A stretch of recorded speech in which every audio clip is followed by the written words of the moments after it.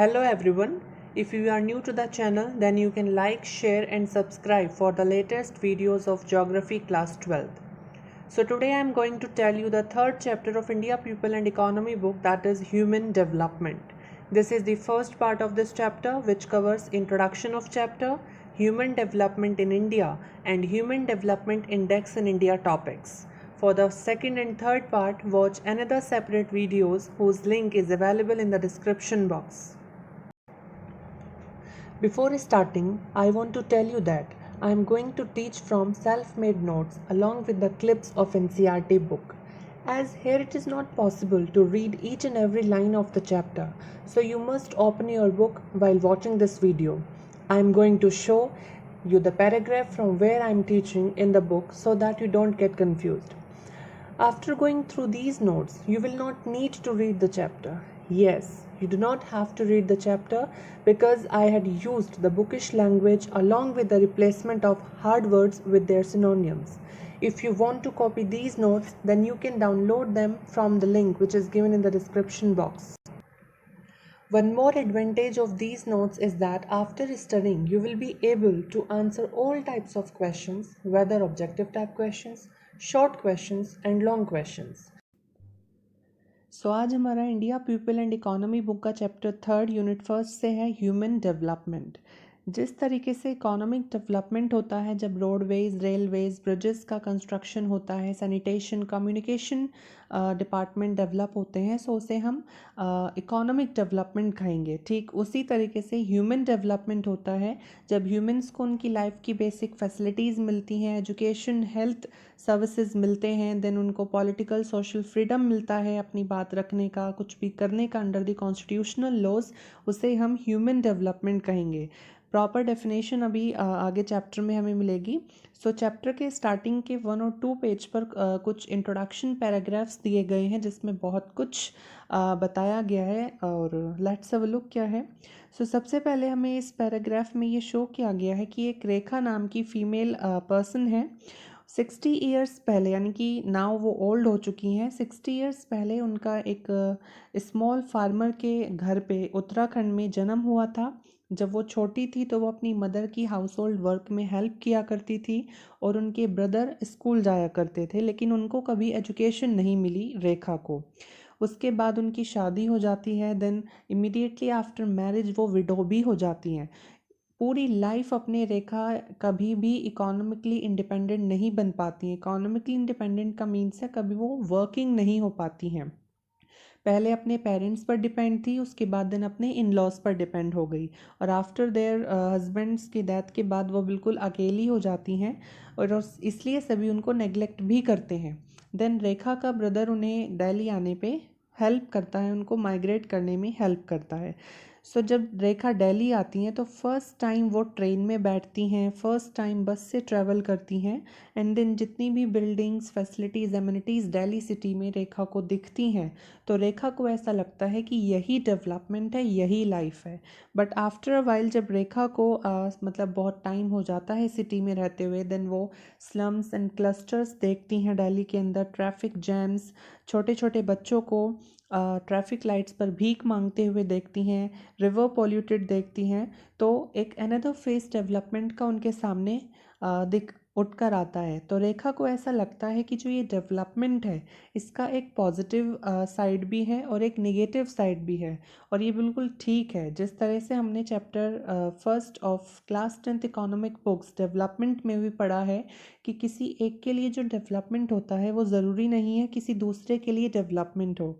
जैसे कोई industrialist forest area में इंडस्ट्री सेटअप करता है तो वो उसके लिए डेवलपमेंट होगा, उसकी अर्निंग होगी, लेकिन जो ट्राइबल सोसाइटी उस फॉरेस्ट में रहती हैं जिनका वो लिवलीहुड का सोर्स है फॉरेस्ट, वो उनसे छिन जाएगा।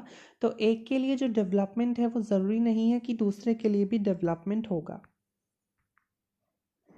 जैसा हम इस इमेज में भी देख सकते हैं, एक तरफ बहुत सारे बच्चे हैं जो आपस में मिलकर के खेल रहे हैं जिससे उनका शारीरिक मानसिक हर तरह का विकास होगा।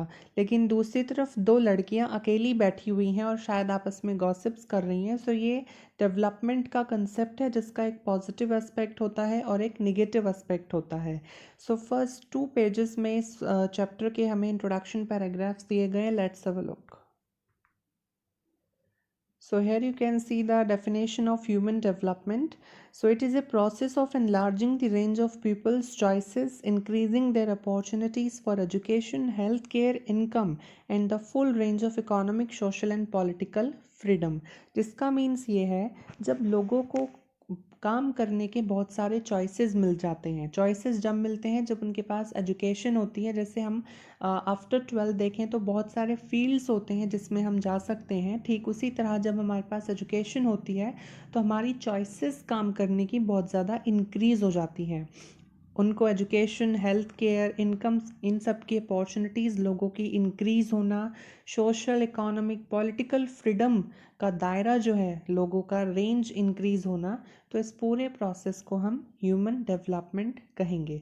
यानी कि किसी एरिया में पहले लोगों को वोट देने का अधिकार नहीं था तो वहाँ के जो भी बड़े नेता लोग थे वो उनको खूब एक्सप्लॉइट करते थे। बट अब उनको वोट का राइट हो गया है, देन वो अपनी मर्जी से अपने पसंदीदा रिप्रेजेंटेटिव को इलेक्ट कर सकते हैं। और जब वो अपने पसंदीदा रिप्रेजेंटेटिव को इलेक्ट करते हैं तो वो उन्हीं के लिए काम करता है और उनकी पहले से अच्छे दिन आ जाते हैं। तो इस प्रोसेस को हम ह्यूमन डेवलपमेंट कहते हैं। सो इस चैप्टर का जो इंट्रोडक्शन है वो एक स्टोरी टाइप है। अगर हम उसको पूरा स्टडी करते जाएंगे तो हमें ज़्यादा अच्छे से समझ में आ जाएगा कि ये टॉपिक इंट्रोडक्शन हमें कहना क्या चाह रहा है। So development is freedom which is associated with modernisation, leisure, comfort and affluence. यानी कि विकास जो है वो एक तरह की आज़ादी है जो हमारे आधुनिकरण से जुड़ी हुई है कि हम लोग मॉडर्नाइज होंगे तो हमारे पास डेवलपमेंट होगा, हम डेवलप होंगे। आराम यानी कि लीशर टाइम हमारे पास होगा, कंफर्ट, फैसिलिटीज़ होंगी। सो डेवलपमेंट एक तरह की फ्रीडम है जो सभी को मिलनी चाहिए। It is the human right. In presently, computerization, efficient transport and communication network, industrialization, large education system, advanced and modern medical facilities, safe and security of individuals, etc. are symbols of development. तो इन सब चीज़ों को आज के समय में development का symbol माना गया है कि जब ये चीज़ें होंगी तो ही हम कहेंगे कि इस एरिया का, इस पर्सन का डेवलपमेंट हो रहा है। For India, development is a mixed bag of opportunities as well as the deprivation. ये एक मोस्ट इम्पॉर्टेंट स्टेटमेंट है। इस स्टेटमेंट को एज अ क्वेश्चन भी प्रेजेंट किया जा सकता है।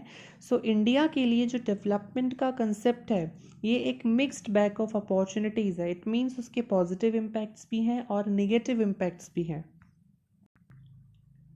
So metropolitan cities and other developed areas that have all modern facilities available to a small section of its population. So India को एक mixed bag of opportunities development की इसलिए कहा गया है because जो हमारे बड़े बड़े शहर हैं, जितने भी developed areas हैं, वहाँ पर जितनी भी modern facilities हैं वो सिर्फ वही सेक्शन ऑफ सोसाइटी अफोर्ड कर पाता है जिसके पास इनकम होती है।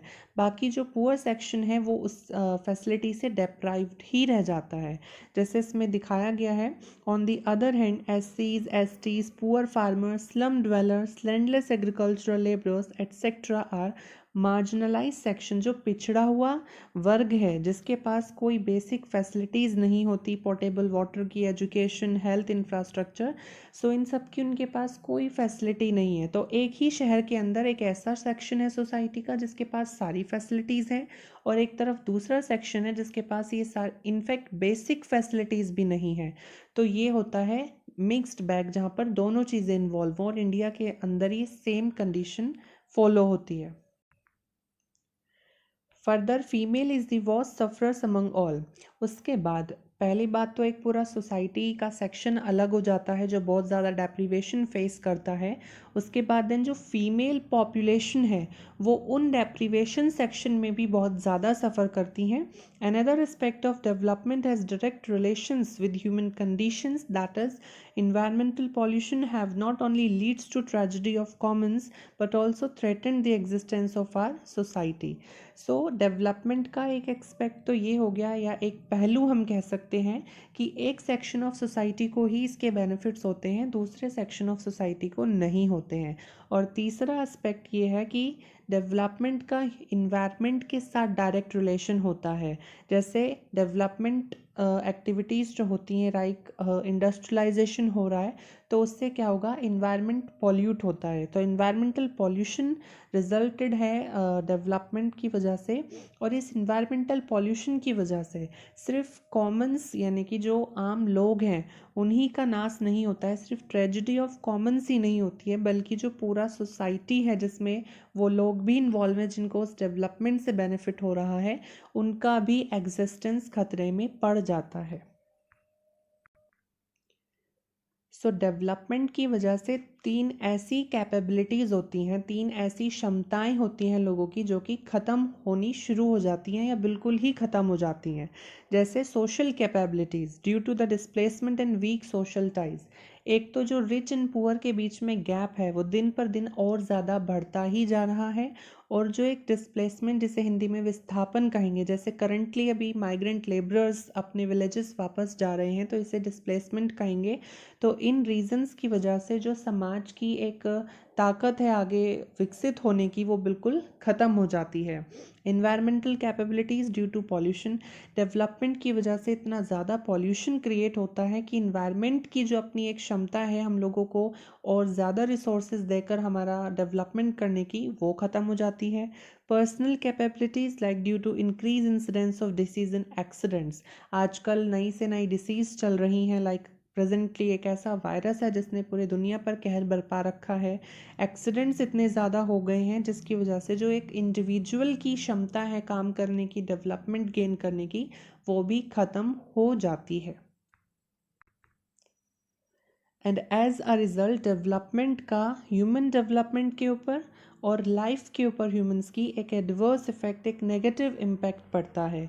सो डेवलपमेंट जो एक सिंगल वर्ड है, इसको हम ह्यूमन डेवलपमेंट कंसिडर नहीं कर सकते। पहले क्या होता था, ये मान लिया जाता था, चैप्टर के लास्ट हेडिंग में आपको ये पता चलेगा कि जो ह्यूमन डेवलपमेंट का कंसेप्ट है उसी को डेवलपमेंट कंसेप्ट के अंदर ही समझ लिया जाता था कि ह्यूमन डेवलपमेंट ऑलरेडी हो जाता है जब एक बार डेवलपमेंट हो जाए। लेकिन ऐसा बिल्कुल नहीं है। डेवलपमेंट सिर्फ इकोनॉमिक डेवलपमेंट करता है और उसमें भी एक पर्टिकुलर सेक्शन ऑफ सोसाइटी को ही फैसिलिटीज़ मिलती हैं। सो डेवलपमेंट एक कॉन्सेप्ट जो है ये ह्यूमन डेवलपमेंट को शो नहीं करता है। सो इंट्रोडक्शन में ही हमें ये पैराग्राफ मिलेगा विदाउट हेडिंग। सो डेवलपमेंट, जैसा मैंने अभी बताया, कि एक सॉल्यूशन मान लिया जाता है उन सभी प्रॉब्लम्स का, इंक्लूडिंग ह्यूमन डेवलपमेंट।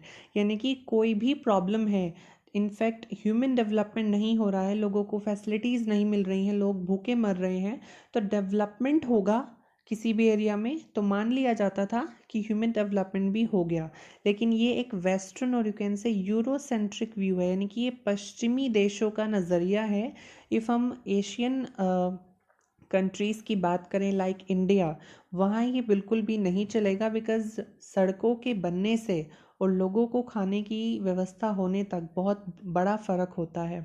सो इसलिए इसको एक पार्शियल और you can say one sided view development word को माना जाता है। और इसीलिए इसको सबसे बड़ा कारण, प्राइम कॉज भी माना गया है for the social distributive injustices, यानी कि जितने भी समाज में चीज़ों के बंटवारों को लेकर अन्याय होते हैं वो सब इसी टॉपिक, इसी डेवलपमेंट की वजह से होते हैं। लाइफ की क्वालिटी गिरती है लोगों की, समाज में अशांति फैलती है, तो इन सब चीज़ों का रीज़न भी यही डेवलपमेंट होता है। हैंस जो ह्यूमन डेवलपमेंट का कॉन्सेप्ट है उसको एक सेपरेट इशू उठाया गया है अगेंस्ट डेवलपमेंट, यानी कि अब ह्यूमन डेवलपमेंट एक अलग कंसेप्ट बन गया है और डेवलपमेंट ऑलरेडी एक अलग कंसेप्ट है। जब हमारा ह्यूमन डेवलपमेंट एक अगेन मतलब एक सेपरेट कंसेप्ट बन गया, उसके बाद जो United Nations development programme, in short we can say UNDP, ये एक इंटरनेशनल ऑर्गेनाइजेशन है, इसने ह्यूमन डेवलपमेंट की रिपोर्ट को, एचडीआर को पब्लिश करना शुरू किया सभी कंट्रीज़ के लिए जो इसके मेंबर थे in the 1990। Professor Amartya Sen of India and Mahbub ul Haq Pakistani economist, इन दोनों ने that is human development report या इंडेक्स के कंसेप्ट को सारी दुनिया के सामने रखा था, जो हम नेक्स्ट बुक के चैप्टर 4 ह्यूमन डेवलपमेंट में पढ़ेंगे। 1990 में फर्स्ट ह्यूमन डेवलपमेंट रिपोर्ट सभी कंट्रीज़ के पब्लिश किए गए थे। जैसे इकोनॉमिक बेसिस पर देखा जाता है कि कौन सी कंट्री कितने ज़्यादा डेवलप्ड है, डेवलपिंग है, देन अंडर डेवलप्ड है, ठीक ह्यूमन डेवलपमेंट के कंसेप्ट पर भी कंट्रीज़ को डिवाइड करना शुरू किया गया। तभी से 1990 से ही यूएनडीपी ने वर्ल्ड की एचडीआर को एवरी ईयर पब्लिश करना शुरू किया। ये रिपोर्ट ह्यूमन डेवलपमेंट को डिफ़ाइन करती है एंड देन चेंजेस करती है रिपोर्ट का पब्लिश करने के तरीक़ों में, जो भी इंडिकेटर्स वो यूज़ करती है, like life expectancy at birth है, ग्रॉस एनरोलमेंट रेशो, हेल्थ के इंडिकेटर्स हैं, सोशल एम्पावरमेंट के इंडिकेटर्स लाइक लिटरेसी। तो इन सारे इंडिकेटर्स को वो यूज़ करती है एंड देन कंट्रीज़ को उन पर एक रैंक दी जाती है स्कोर के बेस पर। जो कंट्रीज़ स्कोर करती हैं उसे हम एचडीआई ह्यूमन डेवलपमेंट इंडेक्स बोलते हैं, और उसी से हमें पता लगता है कि किस कंट्री में कितने लोगों को फैसिलिटीज़ या ह्यूमन डेवलपमेंट किस कंट्री का अच्छा है। और ऐसा ज़रूरी नहीं है कि जो कंट्री इकोनॉमिकली सबसे ज़्यादा डेवलप्ड है वहाँ पर ह्यूमन डेवलपमेंट भी हाई होगा, ये एक दूसरे के करस्पॉन्डिंग होते हैं mostly.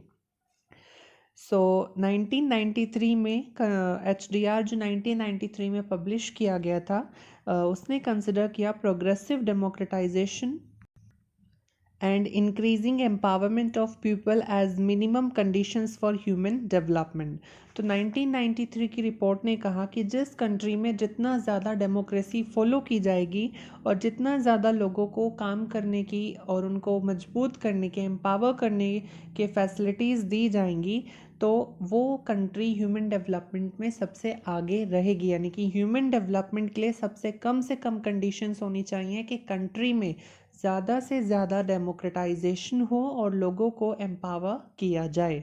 It also mentions that development must be woven around people, not the people around development. ये एक अगेन मोस्ट इम्पॉर्टेंट स्टेटमेंट है कि जो डेवलपमेंट है वो लोगों के चारों तरफ घूमना चाहिए, ना कि लोग डेवलपमेंट के चारों तरफ घूमें। जिसका मतलब ये होता है कि लोग डेवलपमेंट के पीछे ना भागे कि हमारे यहाँ ये चीज़ नहीं है, ये चीज़ नहीं है, बल्कि ऐसा डेवलपमेंट हो कि लोग मतलब सारी फैसिलिटीज़ लोगों को मिल जाएं। डेवलपमेंट लोगों के पीछे होना चाहिए, ना कि लोग डेवलपमेंट के पीछे हों। ये एक सेपरेट स्टेटमेंट दे दी जाएगी और इस पर कहा जाएगा जस्टिफाई इट या एक्सप्लेन इट। तो उस कंडीशन में जितना भी हमने चैप्टर से कंसेप्ट को ग्रैप किया होगा वो ही इसका आंसर बनेगा। और ऐसे ही पीछे एक स्टेटमेंट थी, India is a mixed bag of opportunities. तो इस तरह के चैप्टर्स जहाँ पर इंट्रोडक्शन बहुत ज़्यादा होता है, वहाँ पर इस तरह की स्टेटमेंट्स बहुत ज़्यादा क्वेश्चंस बनकर आ जाती हैं। So in this chapter we understand the applicability of indicators and concepts of human development in India। यानी कि जो हमने ये ह्यूमन डेवलपमेंट का कंसेप्ट पढ़ा है अभी, जो डेवलपमेंट कंसेप्ट के अगेंस्ट होता है, ह्यूमन डेवलपमेंट इंडिया के कॉन्टेक्स्ट में, और जो उसके इंडिकेटर्स हैं जो इंडिया को या जो एचडीआर रिपोर्ट यूएनडीपी पब्लिश करती है उसमें जो इंडिकेटर्स यूज़ किए जाते हैं कंट्रीज़ को डिवाइड करने के लिए और एक एचडीआई रैंक देने के लिए, इंडिया के कॉन्टेक्स्ट में अब हम वो स्टडी करते हैं। सो हमारी फर्स्ट हेडिंग है चैप्टर की human development in India. So let's have a look. So India is ranked 131 among 188 countries of the world in terms of Human Development Index. That is, of India is 0.624 as published by UNDP and HDR of 2016. So India 188 countries में 131वें number पर आती है human development index के terms में, यानी कि India का जो HDI वैल्यू है वो 0.624 है। ये इंपॉर्टेंट है, MCQs में ऑब्जेक्टिव टाइप क्वेश्चंस में पूछा जा सकता है। तो ये शो करता है कि इंडिया में ह्यूमन डेवलपमेंट का लेवल बहुत ही ज़्यादा लो है। India comes under the group of medium human development countries. तो जो ग्रुप्स डिवाइड हुए हैं कंट्रीज़ को लेकर, जैसे वेरी हाई, हाई, मीडियम, लो, वेरी लो, सो इन ग्रुप्स में जो मीडियम ह्यूमन डेवलपमेंट कंट्रीज़ का ग्रुप है उसमें इंडिया आती है। Low scores in the HDI indicates low level of human development, while high scores in the HDI indicates high level of human development. जितना ज़्यादा high score हम human development index में करेंगे वो उतना ही ह्यूमन डेवलपमेंट लेवल को high show करता है कि इस कंट्री में ज़्यादा ह्यूमंस को ज़्यादा फैसिलिटीज़ हैं, और जितना लो स्कोर होगा वो लो ह्यूमन डेवलपमेंट लेवल को कंट्री में शो करता है। Now the factors determining nature of human development in country India. किसी भी कंट्री में, या हम इंडिया की बात कर रहे हैं, तो वहाँ पर ह्यूमन डेवलपमेंट कैसा होगा, ज़्यादा अच्छा होगा, मीडियम होगा या लो होगा, उसके लिए कुछ फैक्टर्स रिस्पॉन्सिबल होते हैं, जैसे historical factors, colonisation, imperialism, new imperialism. Colonisation as जब ब्रिटिशर्स का किसी कंट्री पर रूल था। इम्पेरियलिज्म जिसे हम साम्राज्यवाद कहते हैं, जिसमें किसी भी एक किंग का पूरे कंट्री पर या सेवरल कंट्रीज़ पर रूल होता है। और न्यू इम्पेरियलिज्म जिसमें राजा का तो रूल होता है, बट समहाउ वहाँ पर कुछ डेमोक्रेसी भी इन्वॉल्व होती है, जैसे नेपाल में था 1990s तक। तो इन रीजंस की वजह से भी ह्यूमन डेवलपमेंट डिसाइड होता है, बिकॉज जैसे इंडिया में कॉलोनाइजेशन था तो उसकी वजह से ह्यूमन डेवलपमेंट बहुत ज़्यादा लो था। उसके बाद धीरे धीरे कंडीशंस इंडिया की अच्छी होनी शुरू हुई, तो हमने थोड़ा सा गेन किया ह्यूमन डेवलपमेंट इंडेक्स में। सो ये हिस्टोरिकल फैक्टर्स रीजंस होते हैं किसी भी कंट्री में या इंडिया में ह्यूमन डेवलपमेंट के मीडियम, हाई या लो होने में। सेकेंड रीज़न आता है सोशो कल्चरल फैक्टर्स, यानी कि सोसाइटी और कल्चर से जुड़े हुए कुछ रीजंस होते हैं, जैसे ह्यूमन राइट्स वायलेशन। इफ़ किसी कंट्री में ह्यूमन राइट्स नहीं दिए जाते हैं तो वहाँ ह्यूमन डेवलपमेंट लो होगा। सोशल डिस्क्रिमिनेशन होता है तो एक पर्टिकुलर सेक्शन सोसाइटी का डिप्राइव्ड हो जाएगा। क्राइम्स, टेररिज्म, वॉर, तो ये सारे रीजंस हैं जिनकी वजह से किसी भी कंट्री में ह्यूमन डेवलपमेंट लो हो सकता है। थर्ड रीज़न आते हैं, that is political factors, nature of the state, form of the government, level of empowerment. जितनी ज़्यादा डेमोक्रेटिक गवर्नमेंट होगी वो उतनी ज़्यादा कोशिश करेगी ह्यूमन डेवलपमेंट बढ़ाने की। जिस तरह का हमारा कंट्री होगा, यानी कि उस पर डिक्टेटरशिप है, डेमोक्रेसी है, या कौन सी गवर्नमेंट का फॉर्म फॉलो किया जाता है, उस सब से भी ह्यूमन डेवलपमेंट डिसाइड होती है। तो historical, socio cultural and political factors responsible होते हैं किसी भी कंट्री में ह्यूमन डेवलपमेंट के नेचर के लिए, या इंडिया में ह्यूमन डेवलपमेंट के क्या कंडीशंस हैं उसके लिए। इन द सेम टॉपिक हमें एक पैराग्राफ मिलता है, that is planning commission of India and HDR। जिस तरीके से यूनाइटेड नेशंस डेवलपमेंट प्रोग्राम पूरे वर्ल्ड के कंट्रीज़ को एक सेपरेट यूनिट मानते हुए उन सभी का HDR रिपोर्ट पब्लिश करती है, ठीक उसी तरह जो प्लानिंग कमीशन ऑफ इंडिया है, यानी कि योजना आयोग, वो भी इंडिया के लिए एक सेपरेट, जिसमें स्टेट्स एंड यूनियन टेरिटरीज़ को एज अ सेपरेट यूनिट मानते हुए एनालिसिस का HDR रिपोर्ट इंडिया की पब्लिश करती है। देन फर्दर जो स्टेट गवर्नमेंट्स हैं वो डिस्ट्रिक्ट्स को as the unit of analysis मानते हुए अपने पर्टिकुलर स्टेट का state governments HDR report publish करती हैं। सो जो UNDP सभी कंट्रीज़ का HDR रिपोर्ट पब्लिश करती है, जिन इंडिकेटर्स को वो यूज़ करती है, ठीक उन्हीं इंडिकेटर्स को प्लानिंग कमीशन ऑफ इंडिया भी यूज़ करता है, और कुछ अपने कंट्री के अकॉर्डिंग जो और इंडिकेटर ऐड होने चाहिए वो इंडिकेटर्स भी ऐड करके इंडिया के लिए एक separate state and union territories wise HDR report publish करता है। लेकिन अभी 2014 में प्लानिंग कमीशन को हटा कर के एक सेपरेट डिपार्टमेंट बना दिया गया है जिसे नीति आयोग कहा जाता है। सो अब नीति आयोग ही इस वर्क को करता है। एंड प्लानिंग कमीशन का जो HDR रिपोर्ट होता है वो economic attainment, social empowerment and healthy life जैसे इंडिकेटर्स को डिस्कस करता है on the context of India. और इस चैप्टर में आगे इन्हीं तीनों इंडिकेटर्स को डिस्क्राइब किया गया है। इकोनॉमिक अटेनमेंट्स के कौन से इंडिकेटर्स इंडिया के HDR रिपोर्ट के लिए यूज़ किए जाते हैं, सोशल एम्पावरमेंट के एंड हेल्दी लाइफ के कौन से इंडिकेटर्स प्लानिंग कमीशन यूज़ करता है, वो इसमें आगे चैप्टर में बताए गए हैं। वैसे तो हमारी अब चैप्टर में नेक्स्ट हेडिंग इंडिकेटर्स की है of economic attainment, social empowerment and healthy life, लेकिन उसके बाद जो चैप्टर में हेडिंग आती है that is human development index in India.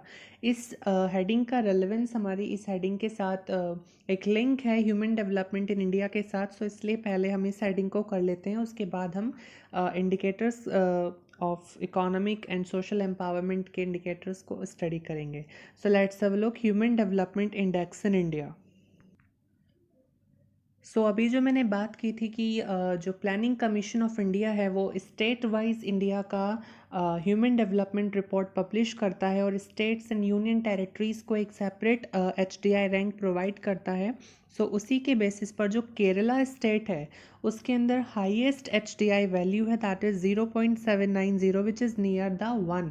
0 and 1 के बीच ही HDI वैल्यू को कैलकुलेट किया जाता है। जितना ज़्यादा हम 1 के क्लोज होता है वो ज़्यादा अच्छा level of human development show करता है, और जितना ज़्यादा 1 से दूर चला जाता है नंबर उतना ही वो low level of human development show करता है। सो केरला में इंडिया के अंदर हाईएस्ट HDI वैल्यू है, और ये इस चैप्टर का मैप स्किल भी है कि किस स्टेट में हाईएस्ट HDI वैल्यू है और किस स्टेट में लोवेस्ट HDI वैल्यू है।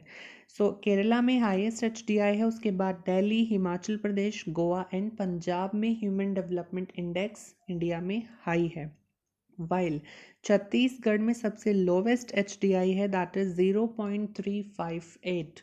लेकिन ये 2011 के बेसिस पर नहीं है, उससे पहले के बेसिस पर है। और उसके बाद बिहार एंड उड़ीसा आती हैं जिसमें सबसे low level of human development है। लेकिन 2011 से लेकर करंट अभी तक बिहार वो स्टेट है जिसमें lowest level of human development है, इसलिए मैप में हम बिहार को मार्क करेंगे। बट 2001 के अकॉर्डिंग क्योंकि बुक में हमें छत्तीसगढ़ दिया गया है, सो थ्योरेटिकल आंसर में हम छत्तीसगढ़ लिखेंगे। Now the reasons for regional variations in HDI value, जैसे पॉपुलेशन डेंसिटी में माइग्रेशन को लेकर रीजनल वेरिएशंस हैं इंडिया में, ठीक उसी तरह ह्यूमन डेवलपमेंट इंडेक्स को लेकर भी रीजनल वेरिएशंस हैं। किसी स्टेट में हाई है, किसी में लो है, जैसे हमने अभी स्टडी किया। सो उस रीजनल वेरिएशंस के रीजंस क्या हैं वो हमें इस चैप्टर में शो किए गए हैं। जो हमने अभी पीछे फैक्टर्स स्टडी किए हैं वो फैक्टर्स रिस्पॉन्सिबल हैं किसी भी कंट्री में ह्यूमन डेवलपमेंट के लो हाई होने के लिए। लेकिन ये इंडिया में जो रीजनल वेरिएशंस है, किसी स्टेट की हाई है, किसी स्टेट की लो है ह्यूमन डेवलपमेंट इंडेक्स, उसके लिए जो रीजंस रिस्पॉन्सिबल हैं वो यहाँ हमें बताए गए हैं। So first is socio political reason.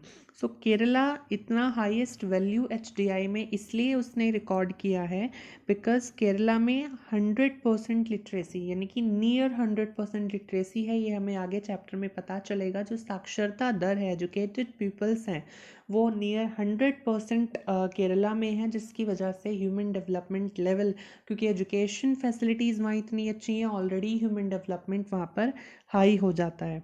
So Jin states में हाई लिटरेसी रेट होता है वहाँ पर फीमेल और मेल लिटरेसी रेट्स के बीच में भी गैप बहुत ज़्यादा कम होता है। नॉर्मली इंडिया में फ़ीमेल लिटरेसी रेट बहुत ही लो है, लेकिन केरला में फ़ीमेल और मेल लिटरेसी रेट में ज़्यादा बड़ा गैप नहीं है बिकॉज वहाँ पर नियर 100% लिटरेसी रेट है। ये एक सेपरेट क्वेश्चन आ जाता है केरला को लेकर के। सो इसीलिए केरला में हाईएस्ट HDI वैल्यू है। सेकेंड रीज़न इज़ इकोनॉमिक, यानी कि जो इकोनॉमिकली डेवलप्ड स्टेट्स हैं जैसे महाराष्ट्र, तमिलनाडु, पंजाब, हरियाणा, यहाँ पर हाई HDI वैल्यू है उन स्टेट्स के कंपैरिजन में जो लेस इकोनॉमिकली डेवलप्ड हैं लाइक बिहार, उड़ीसा एंड छत्तीसगढ़। सो इससे हमें ये पता चलता है कि जिन स्टेट्स में ज़्यादा इकोनॉमिक डेवलपमेंट होगा वहाँ पर ह्यूमन डेवलपमेंट भी ज़्यादा होगा। Third reason is historical. Regional distortions and social disparities of colonial period continued till present in India. यानी कि ब्रिटिश पीरियड से जितनी भी डिस्क्रिमिनेशन, जैसे दलित्स के साथ जो डिस्क्रिमिनेशन होता है या किसी पर्टिकुलर सेक्शन ऑफ सोसाइटी को डेप्राइव कर दिया जाता है बेसिक फैसिलिटीज़ से, ये जो प्रथाएं ब्रिटिश पीरियड में चलती थी वो तब से आज तक इंडिया में कहीं मोस्टली प्लेसेस पर चली आ रही हैं, जिसकी वजह से किसी पर्टिकुलर एरिया का या विलेज का डेवलपमेंट नहीं हो पाता है। Indian government has made concerted efforts to maintain balance development with focus on social justice. तो इंडियन गवर्नमेंट ने बहुत ज़्यादा एफर्ट्स भी उठाए हैं जिससे इन सारे डिस्क्रिमिनेशंस को ख़त्म किया जा सके और सोशल जस्टिस के साथ डेवलपमेंट एरियाज़ का किया जा सके। सो historical, socio political and economic reasons हो जाते हैं for the regional variations in HDI value in India. So this is the first part of this chapter. Watch part 2 and part 3 for completing this chapter directly from the description box.